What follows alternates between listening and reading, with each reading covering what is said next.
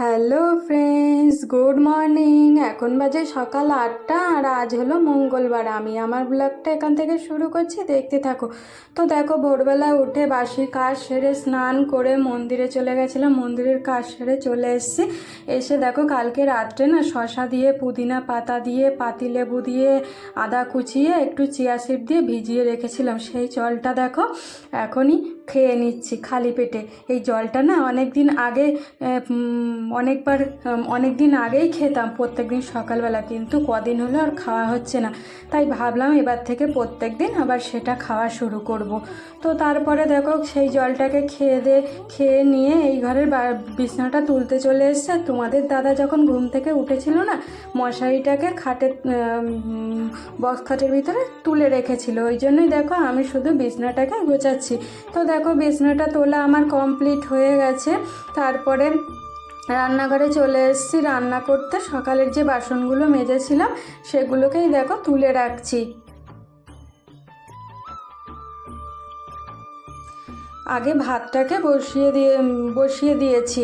ভাতটাকে বসিয়ে দিয়ে তারপরে দেখো তরকারি কাটতে বসে গেছি। আজকে করব মেটে আলুর তরকারি করব, আর কালকের একটু ফুলকপি আলুর তরকারি আছে রান্না করা, সেটাই গরম করে নেব, আর কিছু করব না। তো তারপরে দেখো মশলাটাকে বেটে নিচ্ছি। আর এত গরম পড়ে গেছে না, জানো তো, আর কোনো কাজ করতে ইচ্ছা করছে না এখনই। তাই এইরকম গরম পড়েছে। চৈত বৈশাখ মাস আসলে কি হবে জানি না। তো তারপরে দেখো, মেটে আলুটাকে না আমি একটু জলে সেদ্ধ করে নিই, তাহলে যে নালা ভাবটা থাকে সেটা আর থাকে না। তো তারপরে দেখো আমি রান্না করছি।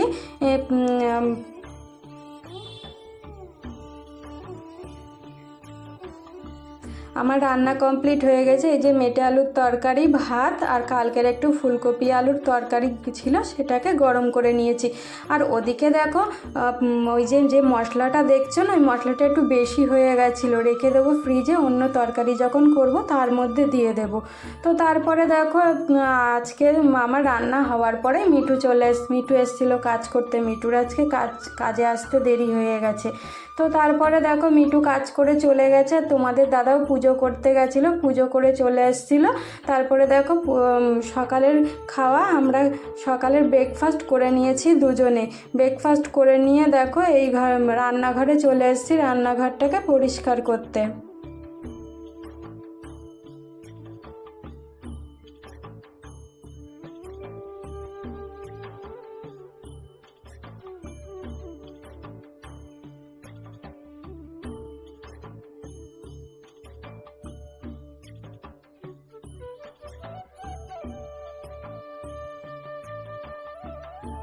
তো তারপরে দেখো গ্যাসের ওভেন মুছে বাসন মাজা কমপ্লিট হয়ে গেছে। তারপরে রান্নাঘরটাকে মুছে বেসিনটাকে পরিষ্কার করে নিয়ে যে ন্যাকড়া ট্যাকড়াগুলো ছিল সেগুলোকেও ধুয়ে নিলাম। ধুয়ে রান্নাঘরের কাজ আমার কমপ্লিট হয়ে গেছে। তারপরে দেখো খাবার টেবিলটাকেও মুছে নিয়েছি।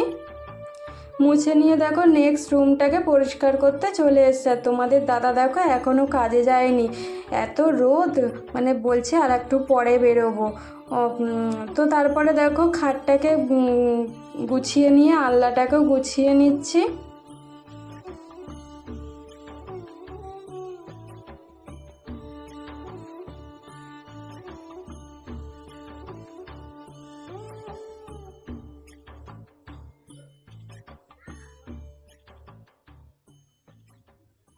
তো তারপরে দেখো আনলা খাটটা গুছিয়ে এইবার চোখে ওষুধ দেবো, ওই জন্য বসলাম।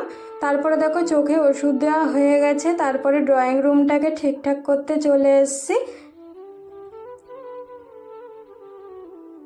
তারপরে দেখো তোমাদের দাদা ওদিকে কাজে গেছে, আর আমি দেখো ডাইনিং টেবিলটা না ধুলো পড়েছিল, টেবিলের তলার চেয়ারগুলো, সেগুলোকেই একটু ধুলোটাকে একটু ঝেড়ে ঝুড়ে নিচ্ছি।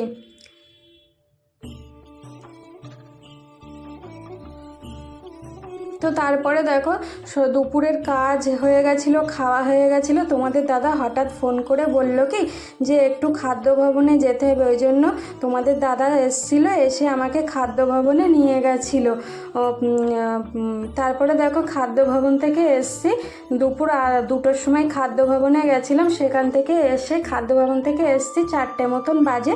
এসে বিকেলে জল ভরা, তারপরে খাবার জল ভরা, ঘর ঝাড় দেওয়া, জামা কাপড় তোলা, সেগুলোকে করে নিয়ে দেখো সন্ধেবেলা সন্ধ্যা দিতে চলে এসছি।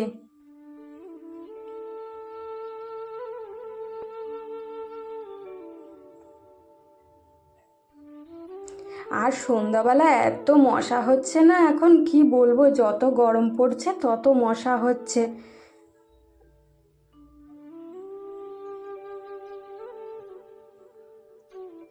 তো তারপরে দেখো প্রসাদ লাগিয়ে আরতি করে নিয়েছি।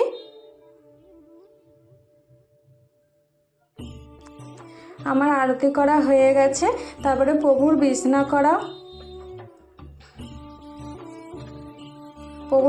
করা হয়ে গেছে, আমার পুজো কমপ্লিট হয়ে গেছে। আর সকালবেলা জানো তো শুকনো লঙ্কাগুলো রোদ্দুরে দিয়েছিলাম, সেইগুলো দেখো পুজোর কাজ সেরে এসে রান্নাঘরে চলে এসেছি, সন্ধ্যা দিয়ে এসে রান্নাঘরে এসে সেই শুকনো লঙ্কাগুলো তুলে রাখছি।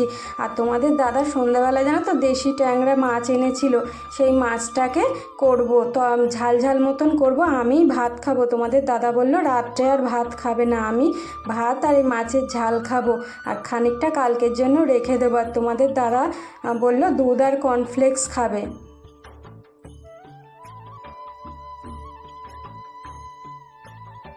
তো দেখো আমার মাছের ঝাল রেডি, ভাতটা গরম করছি। তো তারপরে দেখো তোমাদের দাদা দুধ আর কর্নফ্লেক্স খাবে বলেছে, সেই দুধটাই নিয়ে আসছে, গরম করতে হবে তাই। তো আমার ব্লগটা এই পর্যন্ত যদি ভালো লেগে থাকে